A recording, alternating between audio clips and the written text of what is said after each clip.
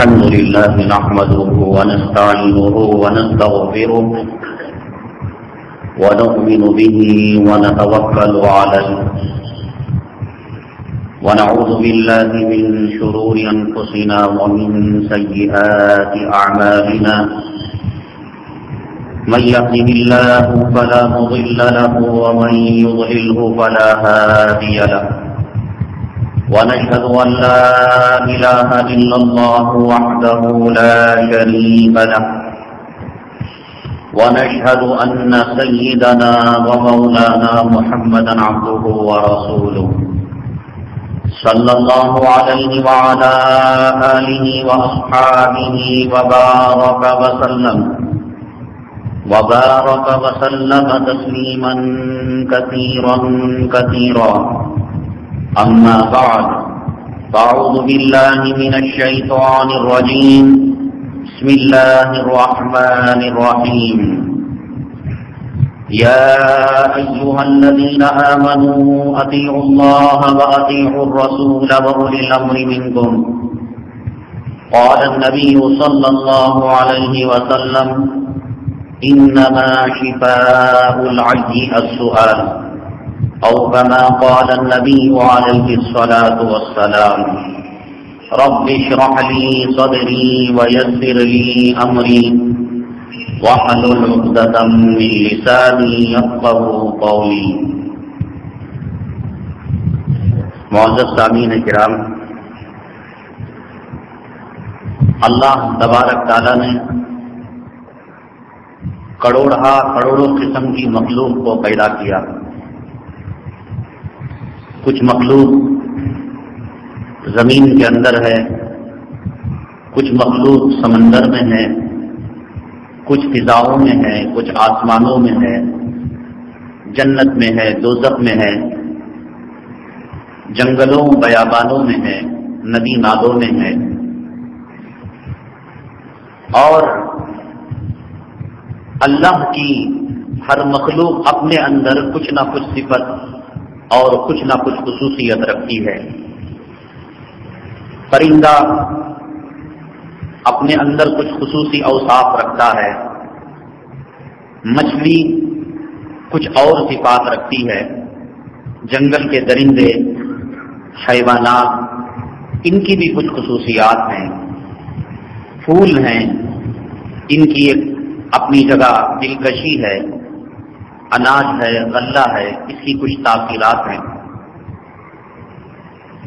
کوئی بھی چیز بیکار اللہ نے نہیں پیدا کیا ہے، اور ہر چیز میں اس کا جلوہ، اس کا جمال، اس کا کمال نمایاں ہے. جب ہم کہتے ہیں تکبیر تحریمہ باندھنے کے بعد، ثنا پڑھنے کے بعد الحمدللہ، الحمد کا ترجمہ سارے مترجموں نے، مفسروں نے یہی کیا ہے کہ ساری تعریفیں اللہ کے لیے ہیں. آپ کسی پھول کی تعریف کریں، خود بخود اس کے بنانے والے کی تعریف ذہن میں آ جاتی ہے، اللہ نے بنایا. کسی جانور کی تعریف کریں، کسی لڑکی کی تعریف کریں، اور کسی کتاب کی تعریف کریں، ساری تعریفیں سمیٹ کر اللہ تعالیٰ ہی کی طرف جاتی ہیں. اللہ تعالیٰ ہی نے بنایا ہے. اگر انسان بھی بناتا ہے، انسان کو توفیق کس نے دی؟ ہوائی جہاز انسان نے بنایا، مکان انسان نے بنایا، دکان انسان نے بنایا، لیکن توفیق کس نے دی؟ اس جیسا انسان پاس میں تھا، اس نے کیوں مکان نہیں بنایا؟ آپریشن سکسیس ہوا، کامیاب ہوا، توفیق کس نے دی؟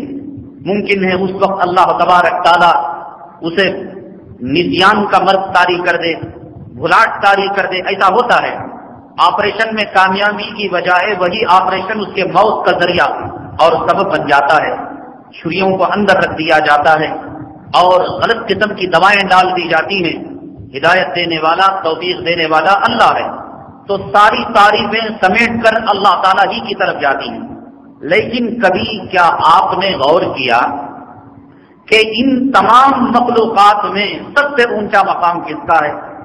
تو ایک جواب تو آپ کو مل چکا ہے، اور آپ حضرات جانتے ہی ہیں کہ انسان اشرف المخلوقات ہے، کائنات کے اندر اس کا کوئی نظیر نہیں، کوئی اس کا مثیل نہیں، اور کائنات میں اس کی کوئی مثال دوسری نہیں ہے۔ لیکن کبھی آپ نے کیا غور کیا انسان میں کیا وہ وصف ہے، کیا کمال ہے؟ عبادت کا معاملہ چھوڑیے کہ آپ کہیں گے ہم نماز پڑھتے ہیں، روزہ رکھتے ہیں، ہم حج کرتے ہیں، زکوٰۃ دیتے ہیں، صدقہ کرتے ہیں، خیرات کرتے ہیں، اور دوسری مخلوق نہیں کرتی ہے، ایسی کوئی بات نہیں۔ قرآن شریف کے 15ویں پارے میں اللہ نے فرمایا وَإِن مِّن شَيْءٍ إِلَّا يُسَبِّحُ بِحَمْدِهِ وَلَٰكِن لَّا تَفْقَهُونَ تَسْبِيحَهُ۔ دنیا کی ہر چیز اللہ کی بڑائی بیان کرتی ہے، تسبیح کرتی ہے، مچھلی بھی، یہ پرندہ بھی، یہ کنکر بھی، یہ ہرے بھرے درخت بھی۔ آقا دو عالم صلی اللہ علیہ وسلم ایک مرتبہ تشریف لے گئے تو 2 قبروں کو دیکھا اور فرمایا کہ مجھے وحی کی گئی کہ ان 2 قبر والوں پر عذاب ہو رہا ہے۔ آقا کو وحی کی گئی۔ یہاں سے لوگ استدلال کرتے ہیں آقا عالم الغیب تھے، دنیا میں رہ کر آپ نے عالم برزخ کی کیفیت کو پہچان لیا۔ یہ غلط استدلال ہے۔ نبی کریم صلی اللہ علیہ وسلم کو ایک یہودن عورت نے دعوت دی اور اس کھانے میں اس نے زہر کو ملا دیا۔ نبی کریم صلی اللہ علیہ وسلم نے ایک لقمہ کچھ کھا بھی لیا تھا، کچھ چک بھی لیا تھا۔ جس آقا کو پلیٹ میں رکھے ہوئے، رکاوی میں رکھے ہوئے اور کھانے میں ملے ہوئے زہر کا علم نہ ہو اور وہ آقا عالم برزخ کے موتا کے تعلق سے جان لیں کہ اسے عذاب ہو رہا ہے، تو سوائے وہی کیا اور کیا ہو سکتا ہے؟ علم غیب کا استدلال غلط ہے۔ بہرحال فرمایا وما یعذبان بکبیر، انہیں کسی بڑے گناہ کی وجہ سے عذاب نہیں دیا جا رہا ہے۔ 2 چھوٹے چھوٹے وہ معمولی گناہ جسے لوگ معمولی اور ہلکا سمجھتے ہیں، استنجا کا لحاظ نہیں کرتے تھے اور غیبت کیا کرتے تھے۔ بہرحال اس کے بعد آقا دو عالم صلی اللہ علیہ وسلم نے فرمایا کہ کھجور کی ہری بھری ٹہنی کو لاؤ، میں یہاں پر گاڑوں گا۔ آقا دو عالم صلی اللہ علیہ وسلم نے اس شاخ کو وہاں گاڑا۔ محدثین لکھتے ہیں عذاب کی اطلاع نبی کریم صلی اللہ علیہ وسلم نے دی اور دعا بھی فرمائی ان کے عذاب کی تخفیف کے لیے، اور عملی طور پر امت کے سامنے ایک نمونہ بھی دیا کہ قبر کے اوپر ہری ٹہنی کو گاڑا آپ نے۔ محدثین لکھتے ہیں وجہ اس کی یہ ہے کہ جب تک ٹہنی ہری بھری رہتی ہے، دنیا کی جب تک کوئی چیز زندہ رہتی ہے وہ اللہ کا ذکر کرتی رہتی ہے، قبر کے اوپر جب یہ ٹہنی اللہ کا ذکر کرے گی، اللہ تبارک تعالیٰ کا رحمت، اللہ کی رحمت جوش میں آئے گی، کہے گی اس قبر والے کو میں کیسے عذاب دوں جبکہ اس کے اوپر میرا ذکر ہو رہا ہے۔ آپ کا بچہ ابا جان کہہ رہا ہو، شفقت پیار محبت سے بلا رہا ہو اور آپ مارتے چلے جائیں، آپ کی شفقت فطری برداشت نہیں کر سکتی۔ ہم سے 99 اور کروڑوں درجے زیادہ اللہ خالق اپنی مخلوق پر شفقت کرتا ہے، نہ کہیں گے۔ اب اس سے پیچھے صاحب نے یہاں سے مسئلہ نکال لیا کہ بھئی پھول ہم اسی لیے ڈالتے ہیں، بھئی درخت میں اور پھول میں فرق ہے، پھول ڈالتے ہو کچھ دیر کے بعد آ کر بکری چر کر چلی جاتی ہے، آقا چاہتے تو پھول منگا کر ڈال سکتے تھے۔ پھولوں کا ثبوت اس حدیث سے نہیں ہے، آقا نے ہری ٹہنی کو منگایا اور محدثین نے سبب بیان کیا کہ وہ ذکر کیا کرتے ہیں۔ تو بہرحال دنیا کی ہر چیز ذکر کرتی ہے، یہ مسجد ذکر کر رہی ہے، یہ کرنٹ ذکر کر رہا ہے، یہ مچھلیاں ذکر کر رہی ہیں، یہ پرندے ذکر کر رہے ہیں، ہمارے آنگ میں بدن میں جو کپڑے ہیں وہ اللہ کا ذکر کر رہے ہیں، یہ اللہ نے خود بتایا، ہم تو نہیں سن رہے۔ سلیمان علیہ السلام کی زبان ہمیں آ جاتی، آپ کی عقل اور سمجھ آ جاتی تو ہم پہچان سکتے کہ پرندے کیا ذکر کر رہے ہیں، کتے کیا بول رہے ہیں، گدھے کیا بول رہے ہیں، جانور مچھلیاں کیا بول رہے، وہ سب سمجھتے تھے بولیاں۔ تو اگر ہمیں بولیاں سمجھ میں آتی، اللہ نے کہا وَإِن مِّن شَيْءٍ إِلَّا يُسَبِّحُ بِحَمْدِهِ وَلَٰكِن لَّا تَفْقَهُونَ تَسْبِيحَهُمْ، ہر چیز تو میرا ذکر کرتی ہے، تسبیح بیان کرتی ہے، لیکن علماء نے کہا کہ جب تک کپڑا صاف رہتا ہے وہ اللہ کا ذکر کرتا رہتا ہے، کپڑا جب گندا اور نجس ہو جاتا ہے وہ ذکر کرنا بند کر دیتا ہے۔ اس وجہ سے مسلمان کو کہا گیا کہ طہارت تمہارا آدھا ایمان ہے، کہ تم اگر گندا کپڑا پہنو گے، ناپاک کپڑا پہنو گے، پیشاب کا چھیٹے لگے ہوئے اور پاخانے کے چھیٹے لگے ہوئے، بچے نے پیشاب کر دیا تو وہ کپڑا ذکر کرنا بند کر دیتا ہے، اور جب کپڑا ذکر کرنا بند کر دیتا ہے اللہ کی رحمت متوجہ ہونا بند ہو جاتی ہے، اور آدمی جب ناپاک رہتا ہے غسل جنابت اس پر فرض ہے، سوائے سنڈے منڈے کے کبھی غسل کرتا ہی نہیں، اور 1000 مرتبہ وہ جنوبی اور ناپاک ہو چکا ہے، اللہ کی رحمت اس پر متوجہ نہیں ہوتی ناپاکی کی طرف۔ انسان یہ کہہ نہیں سکتا کہ میں اس وجہ سے افضل ہوں، اشرف ہوں، کہ میں عبادت کرنے والا ہوں۔ عبادت تو ساری دنیا کر رہی ہے، یہ زمین، یہ آسمان، یہ فرشتے اور یہ ملائکہ، یہ جنت، یہ حور، یہ غلمان، یہ جانور، یہ مچھلیاں، تمام عبادت کر رہے ہیں۔ تو پھر انسان اشرف اور افضل کیوں ہے؟ کیا فرق ہے؟ کیا انسان میں حسن زیادہ ہے؟ ایک پھول کے مقابلے میں یا چاند کی چاندنی کے سامنے یا ستارے کی چمک کے سامنے انسان کے حسن کا کیا بھی مقابلہ نہیں ہے؟ بہرحال ستارہ ستارہ ہے، چاند چاند ہے، پھول پھول ہے، خوشبو خوشبو ہے۔ کسی بھی ایک طاقت دیکھ لیں، ہاتھی کی طاقت ہے، شیر کی طاقت ہے، چیتے کی طاقت ہے، لومڑی کی پکاری ہے، کسی بھی معاملے میں انسان آگے نہیں، تو پھر انسان کو اشرف المخلوقات کیوں کہا گیا ہے؟ عبادت ساری دنیا، فرشتے ایسی عبادت کرتے ہیں کہ گناہ ہی نہیں کرتے۔ ہم تو کم وقت مارے یہاں سجدہ کریں گے، وہاں جا کر ترازو کا پلڑا ماریں گے، ہم کہیں گے وَنَخْضَعُ وَنَتْرُكُ مَن يَفْجُرُ، دعائے قنوت میں پڑھتے ہیں نا، جب وتر پڑھتے ہیں دعائے قنوت اللہم انا نستعینک، اس کے اندر آتا ہے وَنَخْضَعُ وَنَتْرُكُ مَن يَفْجُرُ، اے اللہ ہم چھوڑ دیں گے اور مکمل طریقے سے چھوڑ دیں گے، ہم ان لوگوں سے رشتہ نہیں رکھیں گے جس سے جو تیری نافرمانی کرنے والے ہیں، تیرے نافرمان بندوں سے ہم تعلق پیدا نہیں کریں گے، اور جا کر بے نمازی عورت سے رشتہ قائم نہیں کرتے، بے نمازی عورت سے اولاد جو ہے پیدا نہیں کر رہے ہیں، یہاں کہہ رہے ہیں وَنَخْلَعُ وَنَتْرُكُ مَن يَفْجُرُ، ہم چھوڑ دیں گے، جو تجھے ناپسند ہے وہ ہمیں بھی ناپسند ہے، جو تیرا محبوب ہے وہ ہمارا محبوب ہے۔ یہ غداری ہم کر رہے ہیں، فرشتے نہیں کرتے، وہ سجدہ کر رہے ہیں، قیامت تک کے لیے سجدے میں ہیں، وہ رکوع میں ہیں، قیامت تک کے لیے رکوع میں ہیں۔ لا يعصون اللہ ما امرهم ويفعلون ما يؤمرون، وہ اللہ کی نافرمانی نہیں کر سکتے، انہیں جس چیز کا حکم دیا گیا وہ کر رہے ہیں۔ عبادت کے معاملے میں، طاقت کے معاملے میں، حسن کے معاملے میں، علم کے معاملے میں، کیا علم رکھیں گے آپ؟ شیطان کو اللہ نے اتنا علم دیا ہے، بڑے بڑے علامہ، بڑے بڑے مفسرین، بڑے بڑے فقہا اور بڑے بڑے مفتیان کو وہ علم نہیں ہے جو شیطان کو ہے۔ کہا گیا کہ شیطان ہے، بعض فرشتوں کا استاد بھی تھا، معلم الملکوت بھی کہا گیا، ملائکہ کہا گیا اسے، اتنا علم رکھنے والا تھا وہ۔ علم کے مقابلے میں، عمل کے مقابلے میں، طاقت کے مقابلے میں، صورت کے مقابلے میں، سیرت کے مقابلے میں کسی اعتبار سے ہماری سمجھ میں نہیں آ رہا ہے کہ انسان افضل ہو سکے۔ پھر ساری دنیا کہتی ہے اور برابر آدم علیہ السلام کی پیدائش سے لے کر آج تک اور قیامت تک یہی کہا جائے گا نہیں صاحب انسان اشرف المخلوقات۔ کیا دلیل؟ کیا ہے طاقت؟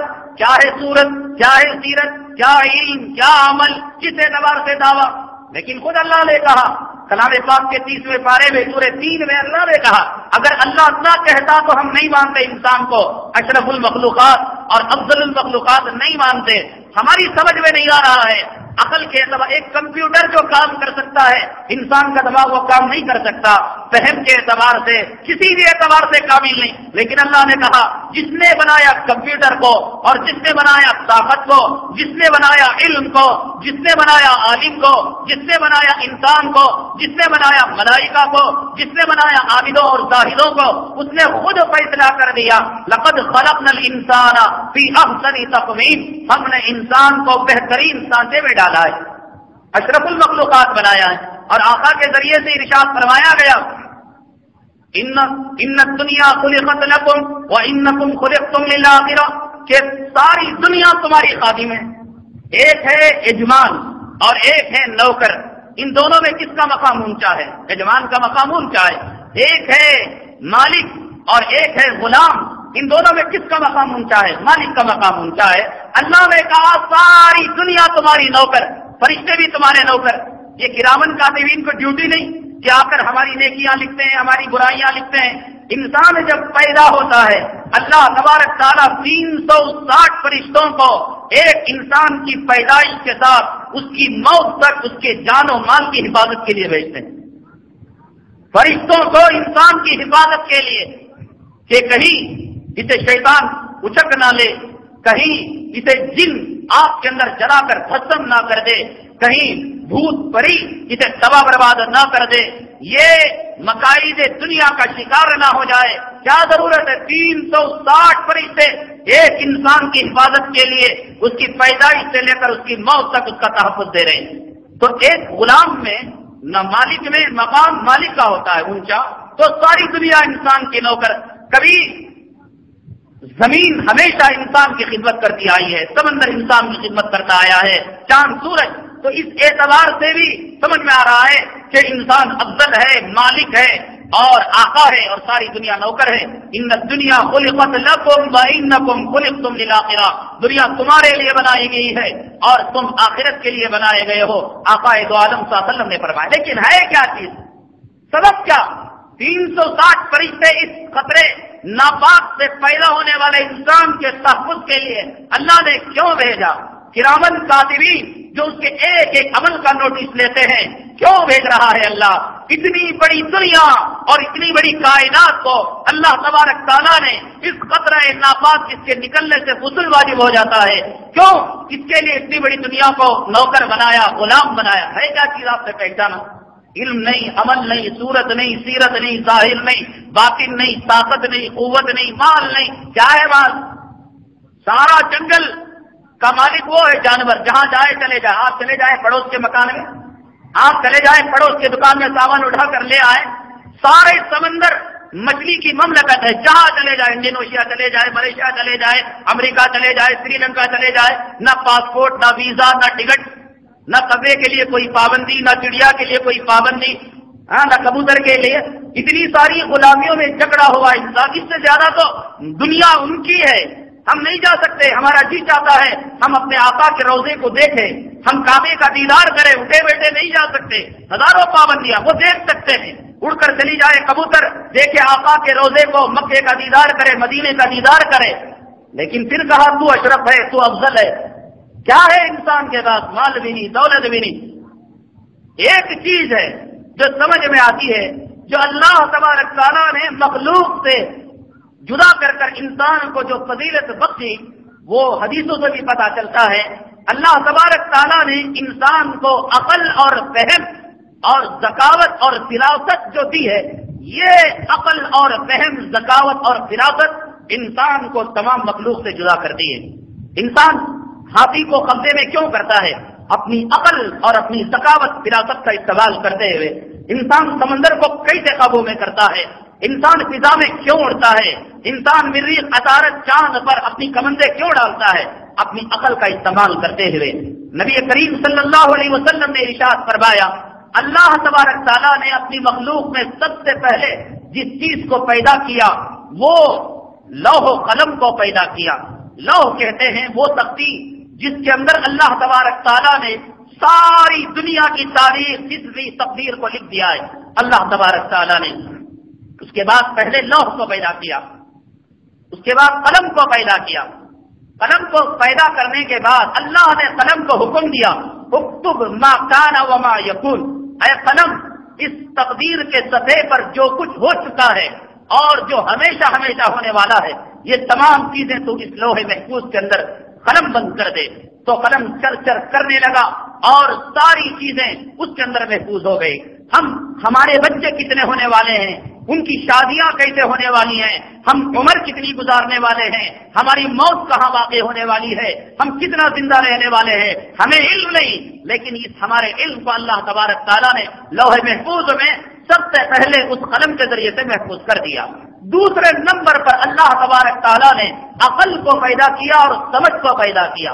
عقل اور سمجھ کو پیدا کرنے کے بعد اللہ تبارک تعالیٰ نے اس عقل سے کہا آگے بڑھ. وہ عقل آگے گئی اور اللہ نے اس عقل اور سمجھ سے کہا تو پیچھے آ. تو پیچھے آئی. اللہ تبارک تعالیٰ کو اس عقل کی اطاعت اور فرما برداری اتنی پسند آ گئی. اللہ تبارک تعالیٰ نے کہا میری عزت کی قسم، میرے جلال کی قسم، میرے بندوں میں جو محبوب بندے ہوں گے انہیں تیرا حصہ میں نصیب کروں گا. جو میرے مبغوض بندے ہوں گے، ناپسندیدہ بندے ہوں گے، میں تجھے اس کا حصہ نہیں دوں گا. جو کافر ہوں گے، مشرک ہوں گے، نبی کے نافرمان ہوں گے، قرآن کے باغی اور غدار ہوں گے اور سنتوں سے منحرف ہونے والے ہوں گے، ہم انہیں عقل نہیں دیں گے. آپ کہیں گے مولانا تو پھر یہ کافر، مشرک، جنہیں اللہ نے عقل نہیں دی ہے، انہوں نے بنگلے کیسے بن لیے، یہ MLA MP کیسے بن گئے، یہ سیاستدان وزیر اعلیٰ وزیر اعظم کیسے بن گئے؟ تو میں گزشتہ جمعہ اس کی وضاحت کر چکا ہوں کہ فراست دو قسم کی ہے۔ ایک فراست وہ جس کی روشنی میں ہم اللہ کی رضا کو پہچان سکیں، ہم جنت کا پتہ معلوم کر سکیں، ہم جہنم کا پتہ معلوم کر سکیں، ہم یہ معلوم کر سکیں کہ قبر کا عذاب کن چیزوں سے دور ہو جاتا ہے اور محشر میں اللہ کے عرش کا سایہ کیسے نصیب ہو جاتا ہے، حوض کوثر کا پانی کیسے مل جاتا ہے۔ ان کم وقتوں کے پاس دنیا ہے، سیاست ہے، حکومت ہے، دولت ہے، کرسی ہے، عہدہ ہے، سب کچھ تو ہے، لیکن اللہ نے فراست ایمانی سے انہیں محروم کر دیا ہے۔ یہ سمجھ نہیں پا رہے ہیں کہ میرا اللہ کن باتوں سے راضی ہوتا ہے اور میرا اللہ کن باتوں سے ناراض ہوتا ہے۔ میں مرنے کے بعد قبر میں عذاب سے کیسے بچ سکوں اور محشر میں رسوائی سے کیسے بچ سکوں، پل صراط پر بجلی کی طرح کیسے گزر جاؤ۔ سمجھ گئے؟ دولت تو ہے، دنیا ہے، اللہ نے فرعون کو حکومت دی، سلطنت دی، اتنا خوش رکھا کہ من میں موج میں مستی میں آ کر کہنے لگا انا ربکم الاعلی۔ اتنا جس کے پاس ہو وہ خدا ہی ہو سکتا ہے، تو کہنے لگا میں خدا ہوں۔ اللہ نے قارون کو اتنا مال دیا کہ وہ دنیا کے اندر گھمنڈ میں اور تکبر کے اندر مبتلا ہو گیا۔ اللہ تبارک تعالیٰ نے ابو جہل کو سمجھ دی۔ ابو جہل بے وقوف نہیں تھا، فرعون بے وقوف نہیں تھا۔ ابو جہل کا نام ہے عمر بن ہشام۔ ابو جہل کا نام عمر بن ہشام اور حضرت عمر کا نام عمر بن خطاب۔ نبی کریم صلی اللہ علیہ وسلم نے دعا فرمائی اللہم اید الاسلام باحد العمرین، اے اللہ اس اسلام کو تقویت دے، طاقت دے دو عمروں میں سے ایک عمر کے ذریعے سے۔ کیا اللہ کو مقصود تھا؟ نبی کہہ سکتے تھے یا اللہ دونوں عمر کو ایمان دے دے، اللہ قبول کر سکتا تھا۔ اللہ کی کیا مصلحت ہے اور نبی کی کیا رضامندی ہے، ہم اس راز کو نہیں جان سکتے۔ تو بہرحال دعا کی اللہم اہدی باحد العمرین، دو عمروں میں سے ایک عمر کو ایمان و ہدایت کی دولت دے دے۔ تو چنانچہ دوسرے دن عمر بن خطاب رضی اللہ عنہ تفصیلی واقعہ مارنے کے لیے گئے، یہ ہوا وہ ہوا، آخرکار رسول پاک صلی اللہ علیہ وسلم کے پاس آ کر ایمان کو انہوں نے قبول کر لیا۔ لیکن اس عمر بن خطاب رضی اللہ تعالیٰ عنہ کے مقابلے میں جو عمر بن ہشام ہے، ہشام کا بیٹا عمر، شاید آپ نے بھی پہلی مرتبہ سنا ہوگا کہ ابو جہل کا نام بھی عمر تھا۔ عمر بن ہشام یہ عمر بن خطاب، لیکن ساری دنیا اسے ابو جہل کہتی ہے۔ جب کبھی ابو جہل کہا جاتا ہے اس کا مطلب یہ کہ نادانی کا باپ ہے، جہالت کا باپ ہے۔ ہم نہ کہتے ہیں جہالت کا باپ، لیکن اس وقت کے جو اہل عرب تھے، فقہا تھے، سمجھدار تھے، رؤسا تھے، مالدار تھے، اہل علم تھے، اس ابو جہل کو، عمر بن ہشام کو ابو الحکم کہتے تھے۔ حکم کے معنی آتے ہیں فیصلہ کرنے والے کے، دانائی والے کے، سمجھ والے کے، عقل والے کے، ذہین کے، فطین کے۔ دنیا والے سارے اسے ابو الحکم کہتے تھے۔ عمر بن ہشام نام اور لقب کیا ہے؟ ابو الحکم، یعنی عقل مندی کا باپ اور دانائی سمجھداری کا باپ۔ جب اس نے نبی کریم صلی اللہ علیہ وسلم کی نبوت کو پہچانا نہیں، جب اس نے کلمے کی قدر کو جانا نہیں، جب اس نے نبی کی سنت کی عظمت کو جانا نہیں، تو میں آپ بریلوی، دیوبندی، مشرقی، مغربی، شمال، جنوب، عرب، عجم، آج کوئی اسے ابو الحکم کہتا ہے؟ ہرگز نہیں کہتا۔ اگر آپ کے گھر بچہ پیدا ہو اور آئے آپ میرے پاس نام لینے کے لیے، میں کہوں کہ ابو جہل بڑا ذہین تھا، مالدار تھا، اپنے بچے کا نام ابو جہل رکھ لو تو جوتا نکال لیں گے مولانا، ہم مسلمان ابو جہل کا نام رکھیں گے۔ تھا ابو الحکم، عقل مندی کا باپ، سمجھداری کا باپ، دانائی کا باپ، لیکن دنیا نے، اسلام نے، مسلمانوں نے، نبی کریم صلی اللہ علیہ وسلم نے اسے ابو جہل سے پکارا، عقل مند کو جہالت کے باپ سے پکارا۔ کیوں؟ اس وجہ سے کہ وہ عقل نبی کی نبوت کو پہچاننے والی نہیں تھی، وہ عقل اللہ کی رضا کو پہچاننے والی نہیں تھی، وہ عقل ہدایت کے راستے کو پرکھنے والی نہیں تھی، وہ عقل اللہ کی کچھ نبی کو جاننے والی نہیں تھی۔ تو اسلام نے، مسلمانوں نے، نبی نے اسے ابو جہل کا خطاب دے دیا۔ سمجھ گئے آپ؟ عقل ہونا یہ کوئی بڑی عقل مندی کی دلیل نہیں، عقل ایسی کہ جس عقل سے قرآن قرآن پہچانا جائے، عقل ایسی جس عقل سے نبی کی رضا پہچانی جائے، عقل ایسی کہ جس سے جنت کا پتہ معلوم کیا جائے. ورنہ ابو جہل جو تھا وہ کوئی بے وقوف اناڑی اور نمہاس ہاسپٹل کا پیشنٹ نہیں تھا. وہ دنیا والے ابو الحکم کہا کرتے تھے کہ دانائی اور عقل مندی کا باپ ہے، لیکن نبی کی نبوت کو پہچانا نہیں، آپ کے کلام کی عظمت نہیں کی تو کہا تو ابو جہل تو نادان اور تو جہالت، قیامت تک کے آنے والے تو جاہلوں کا تو باپ ہے. تو عقل وہ ہے، فراست وہ ہے کہ جس میں اللہ تبارک تعالیٰ کے کلام کو پہچانا جائے، نبی کی نبوت کو پہچانا جائے، اور مسائل کے اندر اصل وہ مسئلہ جس کے اندر ہم اللہ کی خوشنودی اور اللہ کی رضا کو پہچان سکے، مسائل میں ان مسائل کو ہم اخذ کر سکے. تو اس وجہ سے حضرات دنیا میں جو سب سے قیمتی چیز ہے، آپ کہیں گے ایمان، بھئی ایمان بھی جو لائیں گے صحیح عقل ہوگی تب نہ لائیں گے. عقل کیا کافروں کے پاس نہیں ہے، مشرکوں کے پاس نہیں ہے، یہود اور نصارہ کے پاس نہیں ہے، قبر کے پجاریوں کے پاس نہیں ہے، نقلی پیری مریدوں کے پاس نہیں ہے. عقل ہے، لیکن وہ عقل سلیم جس سے ایمان کو پہچانا جائے. تو یہ ہونے کے لیے بھی، ایمان آنے کے لیے بھی عقل چاہیے.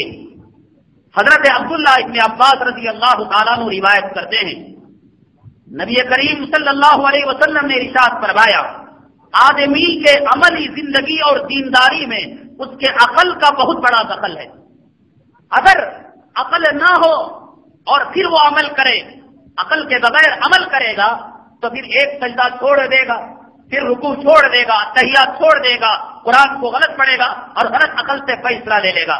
عقل ہوگی تو دنیا کو بھی دین بنا دے گا. کھانا ساری دنیا کھاتی ہے، کتا بھی کھاتا ہے، انسان بھی کھاتا ہے. عقل ہوگی اس کھانا کھانے کو عبادت بنا لے گا. کہے گا یا اللہ بھائی کھانا کھا رہا ہوں اس وجہ سے، حالانکہ بھوک تو مر رہی ہے اور اسے زندگی مل رہی ہے، طاقت آ رہی ہے، لیکن نیت کو بدل لیتا، یا اللہ اس وجہ سے کھانا کھا رہا ہوں تاکہ جمعہ کا بیان سننے کے لیے جاؤ تو بھوک مجھے نہ ستائے، اطمینان کے ساتھ جمعہ سن سکوں. میں تراویح پڑھنے کے لیے جا رہا ہوں اس لیے میں نے پیٹ بھر کر کھایا ہے تاکہ اطمینان کے ساتھ مجھے بھوک نہ ستائے.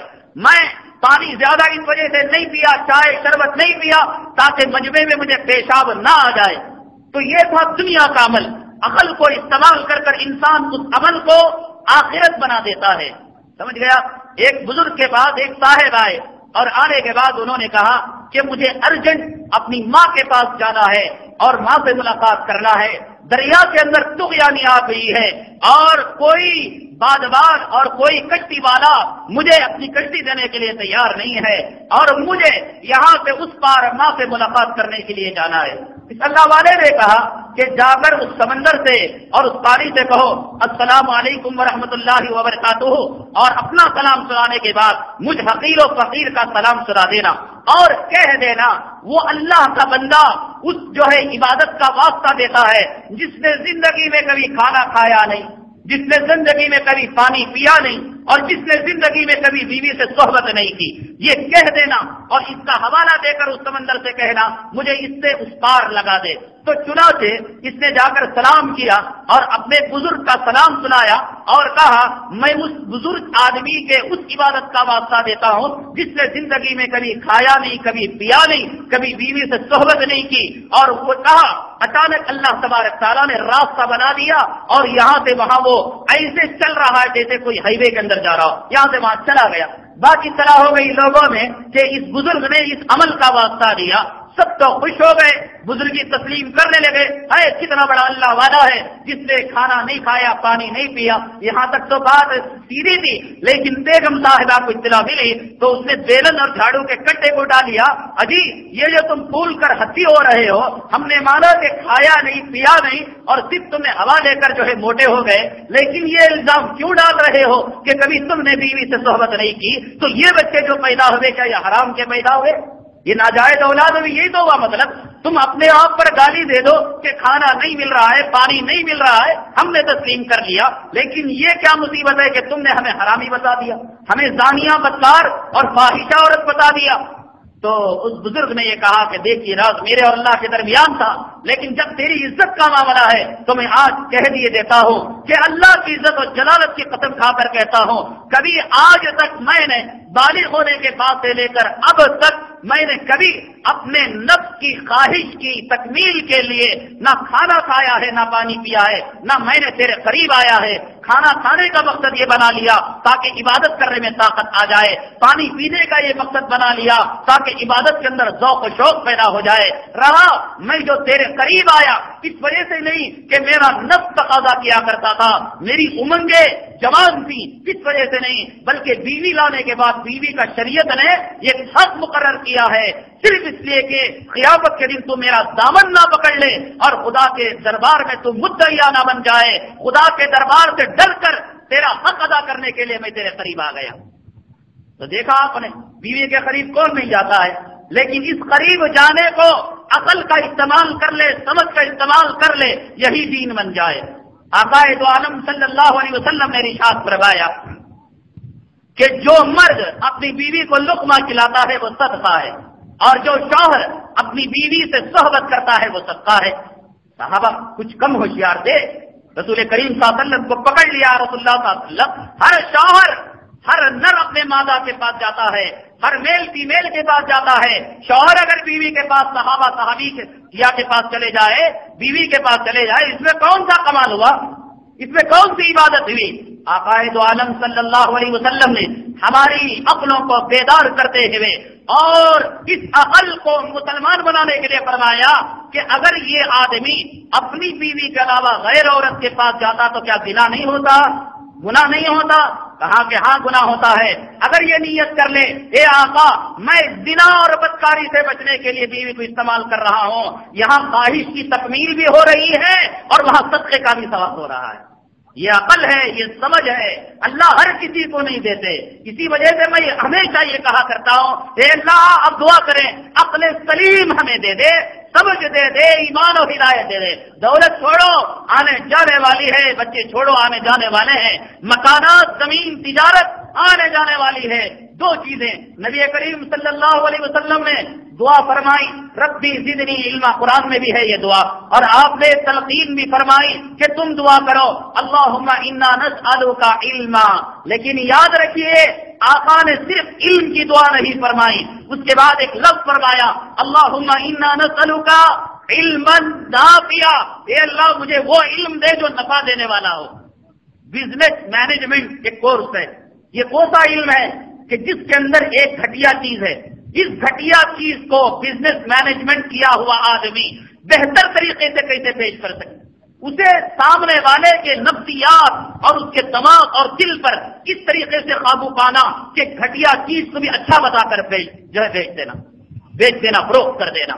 اور اسی طریقے سے بینکنگ کورس ہے، اس کے اندر کیا کہ کس طریقے سے سامنے والے کو کم سے کم سود دیا جائے اور زیادہ سے زیادہ سود لیا جائے، یہ کوئی علم ہے؟ آقا نے فرمایا دعا کرو اللہ سے انا نسألک علما نافعا، اے اللہ وہ علم دے وہ مخلوق کو اور میری ذات کو نفع دینے والا ہو۔ وہ علم قرآن کے علاوہ حدیث کے علاوہ اور کوئی ہے ہی نہیں۔ دنیا کے اندر کتنے علوم ہیں، یہ علوم انسان کی ذاتیات کے لیے اور انسان کے حرص کے لیے اور انسان کو دھوکہ دینے کے لیے ہیں۔ عقل اگر آ جائے تو انسان دنیا کو بھی اور انسان پیٹ بھرنے کو بھی، انسان پیشاب پاخانہ کرنے کو بھی، انسان بیوی کے قریب جانے کو بھی دین بنا ڈالے۔ اس وجہ سے فرمایا نبی کریم صلی اللہ علیہ وسلم نے انسان کے اعمال میں اس کے عقل کا استعمال ہوتا ہے۔ ایک اور مثال دوں میں آپ کو، آپ کہیں بور نہ ہو جانا کہ یہ امام ابو حنیفہ رحمۃ اللہ علیہ اور فقہ حنفی کی بات لے کر گئے اور مستقل کئی جمعہ لے کر جا رہے ہیں، اس وجہ سے کچھ ادھر ادھر اور اس سے ملتی جلتی باتیں آپ کے سامنے آ رہی ہیں تاکہ ایک موضوع پر انسان اکتا جاتا ہے۔ ہم آپ کے خیالات کا بہت لحاظ کرتے ہیں، آپ دور دراز سے اپنے مکانوں سے، دکانوں سے، کارخانوں سے آپ تشریف یہاں لاتے ہیں، ٹریفک کی جو ہے زحمت کو برداشت کرتے ہوئے کارخانے کو بند کرتے ہوئے بھلے سے کسی ملعون مردود نے آپ کو تھرڈ کلاس کہا ہو، انشاءاللہ وہ اس کا انجام دنیا میں پالے گا اور قبر میں اور آخرت میں پالے گا۔ آپ کو جو تھرڈ کلاس کہتا ہے اس کی فرسٹ کلاس کی حیثیت کیا ہے، علمی کیفیت کیا ہے، عنقریب آپ کے سامنے آ جائے گی۔ جو کہنے والا ہو کہتا رہے، کہنے والوں نے نبیوں کو کہا، کہنے والوں نے رسولوں کو کہا، کہنے والوں نے اماموں کو کہا، کہنے والے نے قرآن کو کہا، کہنے والے نے حدیث کو کہا، کہنے والے نے محدثوں اور مفسروں کو کہا، مجھے اور آپ کو کہتے ہیں یہ ہماری خوش نصیبی ہے کہ آج تک ہم دنیا کی نسبت سے گالیاں سنا کرتے تھے، ہم خوش نصیب ہیں کہ دین کی نسبت سے گالیاں سن کر نبی کریم صلی اللہ علیہ وسلم کی قربانیوں میں ہمارا بھی حصہ ہو جا رہا ہے۔ خوش نصیب ہے ہم کہ کوئی ہمیں گالیوں کا لیٹر لکھتا ہے، کوئی دھمکی کا خط بھیجتا ہے اور کوئی قتل کی دھمکی دیتا ہے، کوئی مارنے کے لیے آ جاتا ہے۔ یہ ہماری سعادت مندی ہے۔ اللہ تبارک تعالیٰ نے امام حسین رضی اللہ تعالیٰ عنہ کی قربانیوں کے صف میں قیامت کے دن ہمیں بھی کھڑا کرے گا۔ ہم کہیں گے اے اللہ گالیاں اس وجہ سے پڑی تھی کہ ہم حق کہا کرتے تھے، یا اللہ ہمیں دھمکیاں اس وجہ سے آیا کرتی تھی کہ ہم تیرے دین کے پھیلانے والے تھے۔ مزدور کے اندر ہمیں اس ہفتے کو گئے تھے، بیان ہو رہا تھا، ہم غوث پاک رحمت اللہ علیہ کے تعلق سے بات کر رہے تھے۔ کچھ احباب بالکل یقین مانیے اللہ کہنے والے کی اللہ حفاظت فرماتا ہے۔ قرآن شریف اللہ نے فرمایا واللہ یعصمک من الناس، تم دین کا کام کرو، حفاظت ہمارے اوپر چھوڑ دو۔ آج تک کسی نبی کا کسی کافر نے نہیں بگاڑا، یہ متولی چودھری حرامی کیا بگاڑے گا؟ آج تک کسی نے کچھ نہیں بگاڑا تو یہ کون آ جائیں گے بگاڑنے کے لیے؟ 4 فٹ کے فاصلے پر قاتلانہ حملہ کرنے کے لیے چھری لے کر آ گیا۔ میں اللہ کی قسم کھا کر کہتا ہوں ایک بال برابر بھی ذرہ برابر جنبش نہیں، حسب معمول بیان جاری ہے۔ مجھے اللہ کی ذات پر مجھے یقین ہے کہ اگر یہ تیرے دین کی بات ہو رہی ہے یا اللہ خود بخود اسے تو دبا کر دے گا۔ قریب آ رہا ہے، جنبش بڑھ رہی ہے، اس کے بدن پر حرکات زیادہ ہو رہے ہیں، ایسے ہدر رہا ہے وہ۔ اچانک پھر اس کے بعد 2-3 منٹ بعد کوئی صاحب آئے، کہا کہ بھئی تمہیں جو ہے بیان سننا، پیچھے بیٹھ کر سنو، ہمیں جو ہے مولانا نہیں دکھائی دے رہے ہیں۔ تو اچانک چھری نکال کر جو ہمیں مارنے کے لیے آیا تھا اس پر اس نے قاتلانہ حملہ کر دیا، تو فوراً لے کر گئے اور اس کی جو پٹائی اور درگت ہوئی۔ جلال آباد کے مدرسے میں جایا کرتا تھا، طلبا جو ہوتے ہیں طالب علم اسٹوڈنٹ وہ عام طور سے شریر ہوا کرتے ہیں، تو کتا جب آ جایا کرتا تھا تو چاروں گیٹ بند کر دیتے اور کتے کی پٹائی کرتے، یہاں سے وہاں بھاگتا وہاں سے بھاگتا۔ اس کے بعد پھر سیکنڈ منظر مجھے مزدور کے میدان میں یہ قاتلانہ حملہ کرنے والے ملزمین اور مجرمین کے تعلق سے نظر آیا۔ وہ پٹائی چھوٹا چھوٹا 7 سال اور 8 سال کا بچہ وہ مار رہا ہے، وہ تھوک رہا ہے۔ پولیس آئی، ہتھکڑیاں ڈال کر گرفتار کر کے لے گئی۔ یہ آپ یقین مانیے، حق کے میدان میں اتر جائیے۔ یہ ابھی 1 ہفتے کا ہم کہیں آپ کو ترمذی کا واقعہ، ابن ماجہ کا واقعہ، تو دور کا اپنی ذات پر بیتنے والا واقعہ ہم آپ کو بتا رہے ہیں کہ اللہ کی حفاظت حق کے ساتھ شامل حال ہے۔ یہاں قادیانی کم وقت جان کے پیکر ہے، وہاں رضا خانی جان کا دشمن ہے، وہاں اہل حدیث کا طبقہ ابھی اسی ہفتے کے اندر وہ لوگ بات کر رہے تھے کہ ہمارے بہت خلاف بول رہا ہے اور امام ابو حنیفہ کے تعلق سے یہ کر رہا ہے، یہ سارے اور یہاں کے لوگ یہ کہ یہ لوگ جو ہے ان کے خلاف بات کر رہی ہے، یہ داڑھی مناتے ہیں، ان کی بات نہیں سنی جاتی۔ یہاں جو ہے تنخواہ کے دشمن، وہاں جان کے دشمن، وہاں مال کے دشمن، لیکن دیکھیے نہ عزت میں، نہ آبرو میں، نہ جان میں، نہ مال میں کوئی فرق نہیں۔ اللہ تبارک تعالیٰ جو ہے ایمان والوں کی، حق والوں کی حفاظت کرتا ہے۔ اگر کسی نے آپ کو تھرڈ کلاس کہہ دیا ہے، دنیا میں اس سے بدترین جو ہے تھرڈ کلاس کوئی نہیں ہے۔ حق سننے والا، حق کے لیے قربانی دینے والا، حق کے لیے جان و مال دینے والا، حق کے لیے وقت دینے والا تھرڈ کلاس نہیں۔ حدیث میں تو یہ آتا ہے، آقا دو عالم صلی اللہ علیہ وسلم نے فرمایا آدمی جب جمعہ کے لیے آتا ہے اللہ تبارک تعالیٰ چاندی کا ورق اور سونے کا قلم دے کر فرشتوں کو مسجد کے دروازے میں کھڑا دیتے ہیں۔ دنیا والے آپ کو تھرڈ کلاس کہیں، لیکن میرا نبی فرماتا ہے کہ تمہارے ناموں کو چاندی کے فرق میں سونے کے قلم سے لکھ کر وہ فرشتے اللہ کے دربار میں تمہارے ناموں کو پہنچانے والے ہیں۔ پڑھ رہا تھا عقل ہو، سمجھداری ہو، اور وہ ایسی عقل، انجینئر کوئی عقل مند نہیں، ڈاکٹر کوئی عقل مند نہیں، رشوت خور افسر کوئی عقل مند نہیں۔ عقل اور چالاکی وہ چالاکی جس سے اللہ کی رضا کو پہچانا جائے، نبی کی خوشنودی کو پہچانا جائے، اللہ کی مراد اور دین سمجھ میں آ جائے، یہ سب سے بڑی سمجھ ہے اور یہ سب سے بڑی عقل مندی ہے۔ تو ابو الحکم کا نام اور نبی کریم صلی اللہ علیہ وسلم نے اسے ابو جہل کا خطاب دیا۔ سمجھ رکھنے والا تھا لیکن اسے اللہ کے نبی صلی اللہ علیہ وسلم نے ابو جہل کا خطاب دیا۔ یہ عقل آ جائے، یہ سمجھ آ جائے تو پھر دنیا دنیا کے کام کو دین کی شکل دے کر آپ اسے ایک ثواب کا کام بنا سکتے ہیں۔ کھڑکی کون نہیں رکھتا گھر میں؟ بتلائیے، کوئی گھر بنے کھڑکی نہ ہو، ایسا ہو سکتا ہے، لیکن کوئی کھڑکی رکھے، عقل کا استعمال کرے، ذہن کا استعمال کرے۔ یہ عقل کب بنتی ہے؟ عقل کب بنتی ہے؟ یہ کیا بینکوں کے لائن میں لگنے سے، سنیما کی لائن میں لگنے سے، سیاستدانوں کا پیشاب پینے سے، بھیڑوں چماروں کے جھوٹی ہڈیاں کھانے سے یہ عقل جو ملتی ہے علماء کے جھوٹے چاٹنے سے ملتی ہے، یہ عقل اولیاء کے خانقاہوں میں ملتی ہے، یہ عقل علماء کے بیانات اور مواعظ سے ملتی ہے، بینک میں نہیں ملتی، وائٹ ہاؤس میں نہیں ملتی۔ جن لوگوں نے علماء کے بیانات کا بائیکاٹ کیا ہے، اللہ نے دنیا میں جیتے جاگتے انہیں عقل کا اندھا بنا دیا ہے۔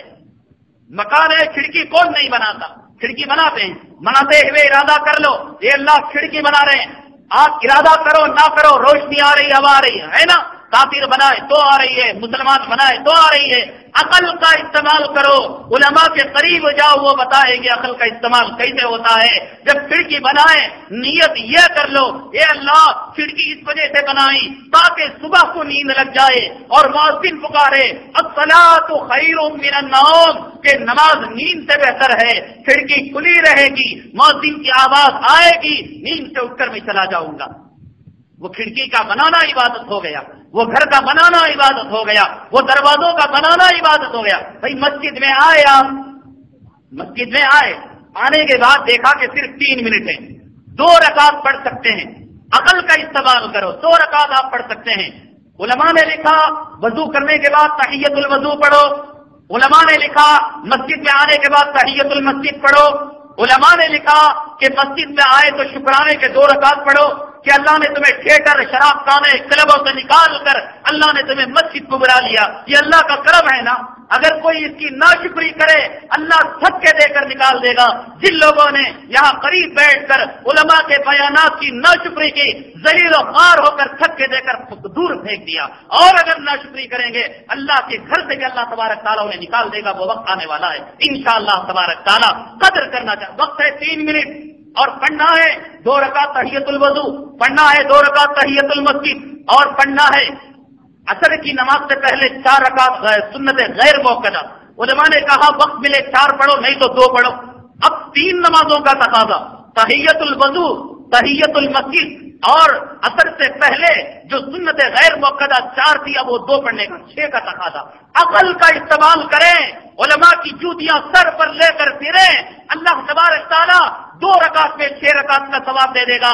کہو 2 رکعت میں نفل نماز پڑھتا ہوں واسطے اللہ کے، اور اس کے اندر نیت کر لو، اس کے اندر تحیۃ الوضو کی، تحیۃ المسجد کی، اور نیت کر لو عصر سے پہلے 2 رکعت نفل کی۔ اللہ سے کہو اے اللہ مجبوری تھی، 6 رکعت بھی پڑھ سکتا تھا، وقت تنگ تھا نہ پڑھ سکا، پھر دیکھو اللہ تعالیٰ 6 رکعت کا ثواب دیتے یا نہیں دیتے۔ اگر عقل نہ ہوگی تو کرو گے، ایسا وہ بھی نہیں پڑھیں گے، بھی نہیں پڑھیں گے، کیا کرنا 3-3 4-4 تقاضے آگی، کوئی سے بھی نہیں پڑھ کو ذکر کر لے کو بیٹھ جائیں گے، یہی نہ کرو گے۔ یہ عقل، یہ فراست اور یہ سمجھ اللہ کی بہت بڑی دین ہے۔ اللہ ہر کسی کو نہیں دیتا۔ نماز کسی وقت معاف نہیں، جنگ میں جاؤ، ہاسپٹل میں جاؤ، سکرات لگ چکی ہے اور کچھ سمجھ آئے نماز معاف نہیں، سکرات ہے اور سمجھ بات کر رہا ہے، بیٹیا ادھر آ، بیٹے ادھر آ، بیگم صاحبہ ادھر آ، کہا کہ نماز معاف نہیں، کھڑے ہو کر نہیں، بیٹھ کر نہیں، لیٹ کر نہیں، اشارے سے۔ علماء نے کہا کہ عورت کو درد سے ہو رہا ہے، بچہ پیدا ہو رہا ہے، جب تک بچہ آدھا سے زیادہ نہ نکل جائے کھڈا کھودے، وہاں بیٹھے، اشارے سے نماز پڑھے اور بعد میں بچے کو جنے۔ سمجھ گئے آپ؟ اتنی بڑی عبادت، لیکن عبادت کا عقل سے کیا تعلق ہے؟ ذرا سوچو، عبادت سے عقل کا کیا تعلق ہے؟ علماء نے لکھا کہ نماز جو فرض ہوتی ہے بالغ مسلم اور عاقل پر، عقل والے پر، اگر کوئی مجنون ہے، پاگل ہے، دماغ اس کا کام نہیں کر رہا ہے، تو حدیث اور شریعت کی زبان میں اسے مرفوع القلم کہتے ہیں، یعنی اس سے قلم کو اٹھا دیا گیا ہے۔ تو لہذا عقل اور عبادت کا رشتہ یہاں دیکھیے کہ نماز جو عورت کے درد ذہ میں معاف نہیں، نماز جو جہاد کے میدان میں معاف نہیں، نماز جو سکرات کے عالم میں معاف نہیں، نماز جو مرض الموت میں معاف نہیں، لیکن جس آدمی کو عقل نہ ہو اس پر نماز فرض نہیں۔ کتنی بڑی دین ہے اللہ کی عقل، کہ عقل ہو تو آدمی پر نماز فرض ہے، مجنون ہو گیا ہے، اور اس جنون پر 5 وقتوں کا نمازوں کا وقت گزر چکا ہے۔ فقہا لکھتے ہیں کہ اس سے نماز کی فرضیت ختم ہو چکی، اب ان نمازوں کی قضا بھی نہیں کرے گا جتنی نمازیں اس نے دیوانہ پن میں گزاری، اور دماغ جب اس کا فیل ہو گیا تھا جتنی اس میں گزاری اس پر اس کی قضا بھی نہیں ہے۔ دیکھا آپ نے عبادت کا عقل سے رشتہ، عقل دنیا میں سب سے بڑی اللہ تبارک تعالیٰ کی نعمت ہے، عقل اور سمجھ اللہ تبارک تعالیٰ کی سب سے بڑی دین ہے۔ اسی وجہ سے آقا دو عالم صلی اللہ علیہ وسلم نے ارشاد فرمایا، من یرید اللہ بہ خیرا یفقہہ فی الدین، اللہ جسے دین کی سمجھ دینا چاہتے ہیں، اللہ جس کے ساتھ بھلائی کرنا چاہتے ہیں، بھلائی جس کے ساتھ کرنا چاہتے ہیں، اللہ اسے دین کی سمجھ دیتے ہیں، عقل دیتے ہیں۔ اور جس سے اب اس سے الٹا معنی نکال لو، اللہ جسے محروم کرنا چاہتے ہیں، اللہ جسے ملعون کرنا چاہتے ہیں، اللہ جسے مردود کرنا چاہتے ہیں، اللہ تبارک تعالیٰ اس کی عقل کو چھین لیتے ہیں۔ ہم بیانات کرتے ہیں، ہم کسی کے نام لے کر نہیں کہتے زید نے یہ کام کیا، بکر نے یہ کام کیا، عمر نے یہ کام کیا، صدر سیکریٹری نے یہ کام کیا، قاضی نے کسی کا نام لیا۔ اشارے میں، کنایے میں، معاشرے میں جو خرابیاں دیکھتے ہیں ان خرابیوں کا ہم تذکرہ کرتے ہیں، اور یہ بیان اسی لیے ہوتا ہے تاکہ معاشرے کی خرابیوں کی اصلاح کی جائے۔ نام لینا صحیح نہیں ہے، لیکن نام لیے بغیر اشارے میں خود نبی کریم صلی اللہ علیہ وسلم، بخاری شریف کی روایت ہے، جب خطبہ دیا کرتے تھے تو یوں کہتے، ما بال قوم یفعلون کذا وکذا، اس قوم کو کیا ہو گیا ہے ایسے اور ایسے کرتی ہے۔ نبی نے دیکھا کسی عمل کو اور آ کر جو ہے اپنے بیان میں خطبے میں ارشاد فرما دیا یہ قوم ایسی کرتی ہے۔ لیکن کچھ لوگ خود جو ہے کلہاڑی لیتے ہیں، مسان کو جاتے ہیں، اپنی قبر کھودتے ہیں، کفن پہن لیتے ہیں، دفن ہو جاتے ہیں، اور پھر اس کے بعد اگر امام فاتحہ پڑھتا ہے تو کہتے امام ہمارے خلاف کہہ رہا ہے۔ ہم نے ایک بات کہی کہ نبی کریم صلی اللہ علیہ وسلم پر جو جھوٹی روایت بیان کرتا ہے، حدیث کا غلط مطلب بیان کرتا ہے، وہ جہنمی کتا ہے۔ آج بھی کہیں گے، کل بھی کہیں گے، مرتے دم تک ہمارا ایمان یہی ہے کہ نبی کی شان میں جو گستاخی کرے گا، نبی کی بات کو غلط بیان کرے گا یا حدیث کا غلط مفہوم لے گا، وہ جہنمی کتا ہے، جیتا جاگتا جہنمی کتا، جسے سلام کلام کرنا جائز نہیں، جس کے اوپر اس کی بیوی حرام ہو چکی ہے، اس کی پیدا ہونے والی اولاد حرام ہے۔ یہ ہم سختی سے بغیر کسی نوک جھونک کے کہہ رہے ہیں۔ تو آپ کو کیا چاہیے تھا کہ جب آپ کے سامنے کوئی حدیث آئے تو آپ آ کر تحقیق کرتے عالم سے، مولانا یہ کتاب بہشتی زیور میں مسئلہ لکھا ہے، فضائل اعمال میں حدیث آئی ہے، خطبات جمعہ میں یہ بات آئی ہے، بتلائیے حدیث کا مطلب کیا ہے۔ ڈاکٹر کس لیے ہے؟ مریضوں کا علاج کرنے کے لیے۔ انجینئر کس لیے ہے؟ بلڈنگوں کی تعمیر کے لیے۔ یہ عالم جنہیں کروڑوں روپے زکات دی جاتی ہے مدارس کے لیے، یہ کیوں پیدا ہو کر آیا ہے؟ تاکہ حدیث سمجھائے، مسائل سمجھائے۔ میں نے کہا حدیث کو سمجھنا للو پنجو کا کام نہیں، کہ جائے کہ کسی مردود اور ملعون کا کام ہو جائے۔ لیکن اس کے باوجود اس حدیث کو بیان کیا میں نے گزشتہ ہی جمعہ کہ حدیث کا معنی غلط لینے والا، مطلب غلط لینے والا جہنمی کتا۔ اثر کے بعد ایک صاحب نے لیٹر بھیجا، اس کے اندر یہ بات لکھی، ترمذی میں، مسلم میں اور ایک کتاب کے اندر امام احمد ابن حنبل کی کتاب میں آیا ہے کہ خطبہ جمعہ مختصر ہونا چاہیے اور نماز لمبی ہونی چاہیے۔ حدیث کی 3 کتابوں کا حوالہ دیا، اور پھر اس ملعون نے یہ بھی بیان کیا کہ خطبے کا چھوٹا ہونا اور نماز کا لمبا ہونا انسان کی عقل مندی کی علامت تھی۔ اللہ نے اس مردود و ملعون کو ایک عالم دین سے بغاوت رکھنے کے جرم میں عقل کو جو چھین لیا تھا، اس نے حدیث کو غلط سمجھا ہے۔ آپ سمجھیں گے کہ مولانا تبھی تو آپ کی تقریر لمبی ہو رہی ہے، جبکہ حدیث میں آیا خطبہ مختصر ہونا چاہیے اور نماز لمبی ہونی چاہیے۔ مجھے یہ بتلائیے احادیث میں اور نبی کریم صلی اللہ علیہ وسلم کے کلام میں جہاں کہیں خطبے کا لفظ استعمال ہوتا ہے وہ اردو تقریر کے لیے نہیں ہوتا ہے۔ اردو تقریر نہیں تھی نبی کریم صلی اللہ علیہ وسلم کے زمانے میں۔ خطبے سے مراد منبر پر جو عربی خطبہ کہا جاتا ہے، اور نماز سے مراد جو مصلی پر نماز پڑھائی جاتی ہے۔ اس ملعون مردود اللہ تبارک تعالیٰ نے جسے عقل سلیم اور دین کی سمجھ اور خدا کے گھر سے دھکے دے کر جسے دور کر دیا، اس نے اس حدیث کے حوالے سے یہ بات لکھی ہے کہ جو ہے خطبہ مختصر ہونا چاہیے، نماز لمبی ہونی چاہیے، اور کہا تمہاری تقریر جو ہے 1:15 تک ہوتی ہے۔ بتائیے اس تقریر کا اس حدیث سے کیا تعلق؟ بھائی وہ تو عربی خطبے کے تعلق سے بات ہے، اور عربی خطبہ ہم وہی دیتے ہیں جو نبی کریم صلی اللہ علیہ وسلم سے روایتوں میں ثابت ہے۔ آپ بیدار نہیں ہونا کہ مولانا اپنی بات کر رہے ہیں، اگر ایسے ملونوں مردودوں کو آپریشن نہ کیا جائے، پوسٹ مارٹم نہ کیا جائے، کل یہ لوگ آج انہوں نے حدیثوں کے اندر ہاتھ ڈالا، کل یہ قرآن کے آیتوں میں ہاتھ ڈال کر یہ وہ کام کریں گے جو کل کام غلام احمد قادیانی نے کیا۔ غلام احمد قادیانی پر ہم لعنت کیوں بھیجتے ہیں؟ غلام احمد قادیانی پاخانے میں سڑ کر کیوں مرا؟ اس نے قرآن کی آیت کو رد و بدل کیا، اس نے نبی کی مراد کو غلط بیان کیا۔ اگر ایک غلام احمد قادیانی قرآن کی آیت کو غلط بیان کرتا ہے، نبی کی مراد کو غلط بیان کرتا ہے، اور اسے حق ہے پاخانے میں سڑ کر مرنے کا، اس غلام احمد قادیانی نائب ابو جہل کو کیوں حق نہیں کہ وہ پاخانے میں سڑ کر مرے؟ باوجود یہ کہ عالم زندہ تھا، پوچھ لیتے اس خطبے سے کیا مراد ہے؟ اس خطبے سے عربی خطبہ، ہم عربی خطبہ وہی کہتے ہیں جو نبی کریم صلی اللہ علیہ وسلم نے پڑھا تھا۔ حالانکہ اسماعیل شہید رحمۃ اللہ علیہ کا خطبہ بعض مساجد میں پڑھا جاتا ہے، الحمدللہ علی ذاتی سمیع صفات، یہ ایک خطبہ ہے، اور مدنی رحمۃ اللہ علیہ کا خطبہ ہے الحمدللہ الذی ہدانا لخیر الادیان۔ ہمیں یہ خطبے یاد ہیں، لیکن اس کے باوجود نبی کی سنت کو زندہ رکھنے کے لیے ہم نبی کریم صلی اللہ علیہ وسلم کا خطبہ پڑھتے ہیں۔ اور آپ نے غور کیا ہوگا نماز میں اکثر و بیشتر سبح اسم ربک الاعلی پہلی رکعت میں پڑھتے ہیں، اور دوسری رکعت میں حل ادا کا حدیث الغاشیہ پڑھتے ہیں۔ یہ نبی کریم صلی اللہ علیہ وسلم کی سنت ہے۔ بتلائیے اس سنت سے ہم کیا فرق کر رہے ہیں؟ اس ملعون و مردود جسے اللہ تبارک تعالیٰ نے دین کی سمجھ کو اخذ کر لیا، اس نے ان احادیث مبارکہ کا غلط معنی اور غلط مطلب لیا ہے اور لے کر خود جہنمی کتا ہو گیا ہے، تو اس میں ہمارا کوئی قصور نہیں ہے۔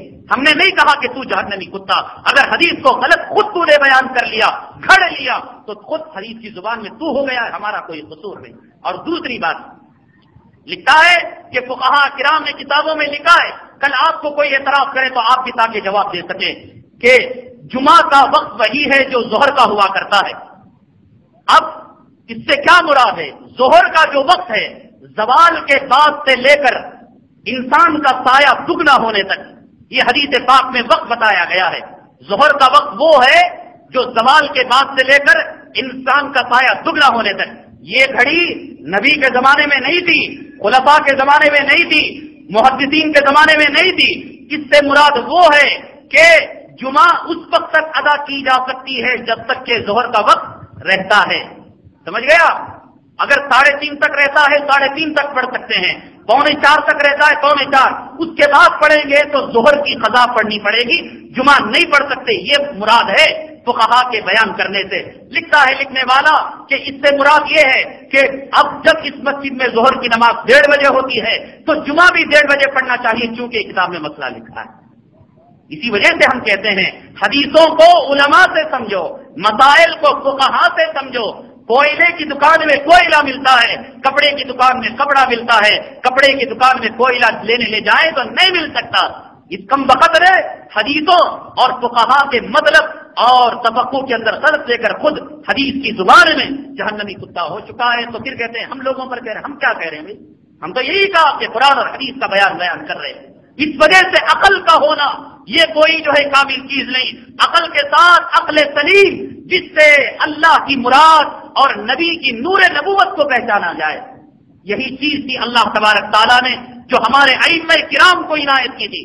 امام اعظم ابو حنیفہ رحمۃ اللہ علیہ کے ہم تقلید کیوں کرتے ہیں؟ اس وجہ سے اللہ تبارک تعالیٰ نے عقل کامل انہیں عنایت کی تھی، اللہ نے فہم کامل انہیں دیا تھا، اللہ تبارک تعالیٰ نے پوری سمجھ انہیں دی تھی۔ دین کے وہ مسائل جس کے ذرے تک انسان نہیں پہنچ سکتا، اللہ تبارک تعالیٰ نے ان ائمہ کرام کو اتنی عقل اور سمجھ دی تھی کہ قیامت تک کے آنے والے اکثر و بیشتر مسائل کا حل انہوں نے قرآن اور حدیث کے نچوڑ میں اور نتیجے میں انہوں نے پیش کر دیا، جس کے 1/10 حصے تک ہماری آج دنیا کے فلاسفروں کی، ججوں کی، لائروں کی، علماء کی، فقہا کی سمجھ نہیں پہنچ سکتی۔ اللہ تبارک تعالیٰ نے امام اعظم ابو حنیفہ رحمۃ اللہ علیہ سے وہ کام لے لیا۔ ایسے ایسے مسائل آپ نے بیان کیے ہیں قرآن حدیث کی روشنی میں یہ اللہ تعالیٰ کی عقل سلیم جو اللہ تعالیٰ نے آپ کو عنایت کی تھی، اس عقل سلیم کا یہ نتیجہ تھا، یہ روشنی تھی جس پر امام اعظم ابو حنیفہ رحمۃ اللہ علیہ تقوی اور فقاہت اور علم اور عمل کے اتنے بلند معیار پر حضرت امام اعظم ابو حنیفہ رحمۃ اللہ علیہ فائز تھے، جس کے بارے میں غیر مقلدین اعتراض کرتے ہیں یہ شیطان نمبر 2 ہے، یہ مشرک ہے، یہ بت ہے، یہ خدا رسول کے مقابلے میں اطاعت کیا جانے والا ایک معبود باطلہ ہے۔ غور کرو، ایک بزرگ کے بارے میں انگلی اٹھانے سے پہلے، ایک عالم اور متقی اور پرہیزگار کے بارے میں سوچنے سے پہلے، جس نے لفظ اللہ کی لاج رکھ لی، جس نے لفظ اللہ کی عظمت کو بجا لایا، جس نے ساری زندگی حلال و حرام کی تمیز کی، یہ ایک چھوٹے سے علاقے کے جج بنے۔ جج سے انکار کر دیا تھا، لیکن دجلہ کے کنارے ایک چھوٹا سا گاؤں تھا، لوگوں نے مجبور کیا کہ حضرت آپ جو ہے جج بن جائیے۔ پہلی مرتبہ قضاوت کی کرسی کو آپ نے اپنایا، کرسی پر بیٹھنے کے بعد ایک مقدمہ آیا، اس مقدمے میں ایک طرف کا مدعی اور دوسرے طرف کا مدعا علیہ، تو مدعی نے دعویٰ کیا کہ اس کے میرے اوپر کچھ پیسے کچھ دینار واجب ہیں، تو امام ابو حنیفہ رحمۃ اللہ علیہ نے گواہوں کو وٹنس کو طلب کیا کہ اس کے پیسے تمہارے اوپر واجب ہیں، اس کا تمہارے پاس کیا پروف ہے اور کیا ثبوت ہے، وٹنس کا ہے؟ تو مدعی نے کہا وٹنس کوئی نہیں، جب ہم نے معاملہ کیا تھا تو تنہا کیا تھا۔ تو قضا اور شریعت یہ کہتی ہے مدعی اگر گواہ پیش نہ کر سکے تو مدعا علیہ سے قسم لے لی جائے، اللہ کی قسم لے لی جائے۔ تو چنانچہ امام اعظم ابو حنیفہ رحمۃ اللہ علیہ نے کہا کہ دیکھو مدعی قسم تو دینے کے لیے، گواہ دینے کے لیے تیار نہیں، گواہ نہیں، تم جو ہے قسم دے دو۔ کھڑا ہو گیا سینہ تان کر، میں اس کو دے دیتا ہوں۔ امام ابو حنیفہ رحمۃ اللہ علیہ نے دینار اور درہم نکال کر اپنی طرف سے مدعی کو دے دیا اور کہا اللہ کی قسم تو اللہ کے واسطے نہ کھا۔ جو امام یہ اللہ کے نام کی بے عزتی کو برداشت نہ کر سکا، وہ فقہ مرتب کر رہا ہے، وہ مسائل بیان کر رہا ہے، وہ حدیث بیان کر رہا ہے، وہ جو ہے نماز کا طریقہ بیان کر رہا ہے، اللہ کے نام کی اتنی عظمت کی لاج رکھنے والا وہ غلط مسئلہ بیان کر سکتا ہے؟ اور اللہ نے کتنی عقل دی، کتنی سمجھ دی۔ ایک واقعہ، ایک سوالات رکھتا ہوں، پھر اگلی جمعہ تک آپ اس کا جواب لے آنا۔ امام ابو حنیفہ رحمۃ اللہ علیہ نے فقہ کے اندر مسئلہ مرتب کیا ہے کہ کسی صاحب نے آ کر کسی مفتی سے مسئلہ پوچھا کہ ہمارے گھر بکری کے بچہ پیدا ہوا ہے، لیکن وہ بچہ بڑا عجیب و غریب ہے، سارا دھڑ اس کا بکری کا ہے اور اس کی جو منڈی ہے، اس کا جو چہرہ ہے وہ کتے کا ہے۔ اب اس کا کیا جواب دیں؟ یہ حلال ہے حرام ہے؟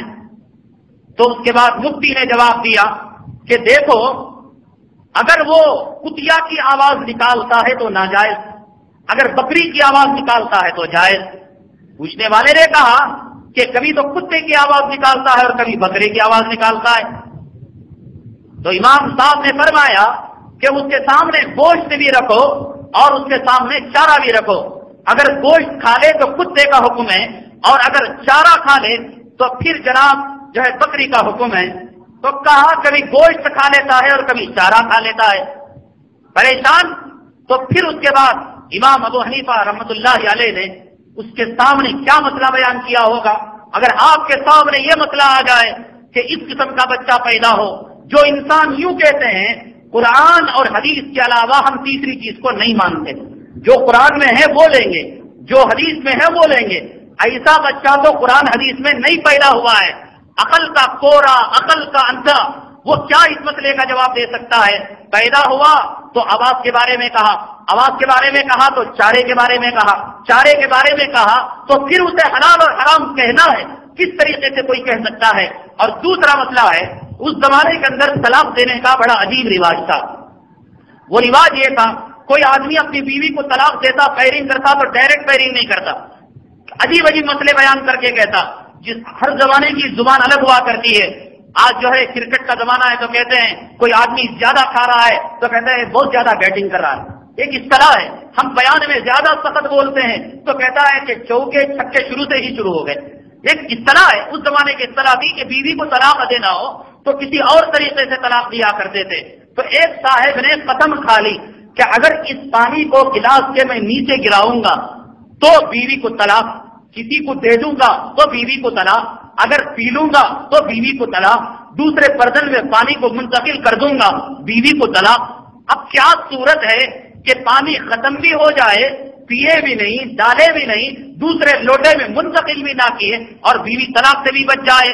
اس وجہ سے کہتے ہیں عقل سلیم کی ضرورت ہے، سمجھ کامل کی ضرورت ہے۔ اگر سمجھ نہیں ہے تو سمجھداروں کی اتباع کی ضرورت ہے۔ یہ دونوں مسئلے آپ اگلی جمعہ تک سوچتے رہیے۔ اس کے بعد غیر مقلدین کی جانب سے ایک سوال نامہ آیا تھا کہ تقلید کا لفظ قرآن میں اور حدیث میں نہیں ہے۔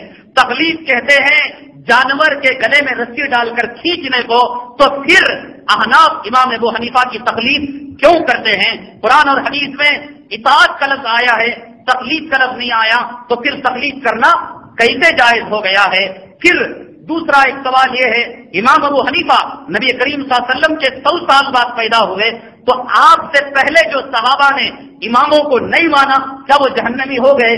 کیا بس اس وقت امام بنانے کی ضرورت نہیں؟ اس طریقے سے بہت سارے پیچیدہ سوالات ہیں۔ انشاءاللہ اس کا تفصیلی جواب قرآن اور حدیثوں کی روشنی میں اگلی جمعہ دیا جائے گا۔